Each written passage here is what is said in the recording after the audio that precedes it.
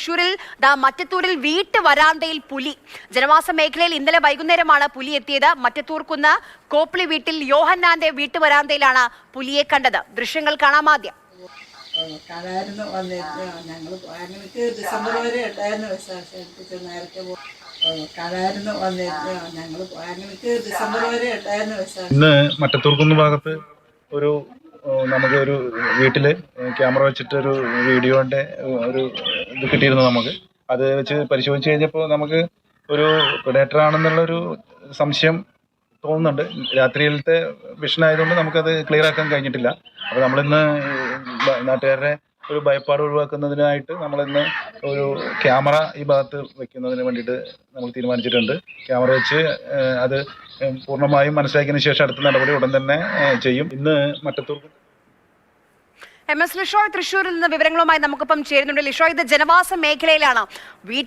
വീട്ടുവരാന്തയിലൊക്കെ പുലിയെ കാണുക വലിയ ആശങ്കയുണ്ടാക്കുന്ന കാര്യമാണ്. ഇപ്പോൾ പുലിയെ പിടികൂടാനുള്ള ശ്രമങ്ങൾ ഏത് രീതിയിലാണ്? കൂടൊക്കെ സ്ഥാപിക്കാൻ ആലോചിക്കുന്നുണ്ടോ വനംവകുപ്പ്? ഇത് വലിയ ജനവാസ മേഖലയിലാണ്. അതായത് ആളുകൾ തിങ്ങിപ്പാർക്കുന്ന ഒരു മേഖലയാണ്. വനപ്രദേശത്തിൽ നിന്ന് അല്പം മാറിയുള്ളതാണ്. എന്നാൽ വനപ്രദേശത്തിനോട് അധികം ദൂരെയല്ലാത്തൊരു സ്ഥലം കൂടിയാണ്.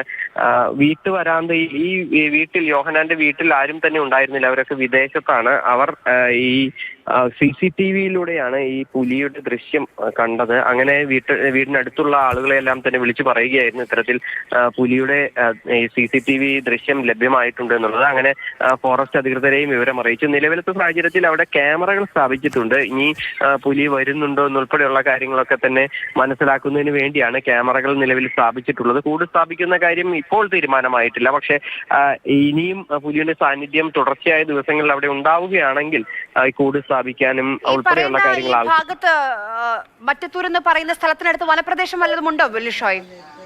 തീർച്ചയായും വെള്ളിക്കുളങ്ങര കോടാലി വനപ്രദേശമൊക്കെ തന്നെ ആ മേഖലയിൽ അവിടെ നിന്ന് കുറച്ച് മാറിയാണ്. പക്ഷെ മറ്റത്തൂർ എന്ന് പറയുന്നത് സ്വാഭാവികമായും അവിടെ കൂടുതലായും ഈ കാർഷിക മേഖലയാണ്. കൂടുതലായും അത്തരത്തിലുള്ള കൃഷി ഉൾപ്പെടെയുള്ളവ നടക്കുന്ന സ്ഥലമാണ്. പക്ഷെ അത് ഈ വെള്ളിക്കുളങ്ങര വന മേഖലയോട് അടുത്ത് തന്നെയുള്ള ഒരു പ്രദേശം കൂടിയാണ്. പക്ഷെ ഇതുവരേക്കും ഇങ്ങനെ ഒരു പുലിയുടെ സാന്നിധ്യം ഒന്നും തന്നെ ഈ മേഖലയിൽ ഉണ്ടായിട്ടില്ല. പുലിയോ മറ്റു വന്യമൃഗങ്ങളുടെ സാന്നിധ്യം ഒന്നും തന്നെ ഈ മേഖലയിൽ ഇതുവരേക്കും ഉണ്ടായിട്ടില്ല. ആദ്യമായാണ് ഇങ്ങനെ ഒരു സംഭവം ഉണ്ടാകുന്നത്.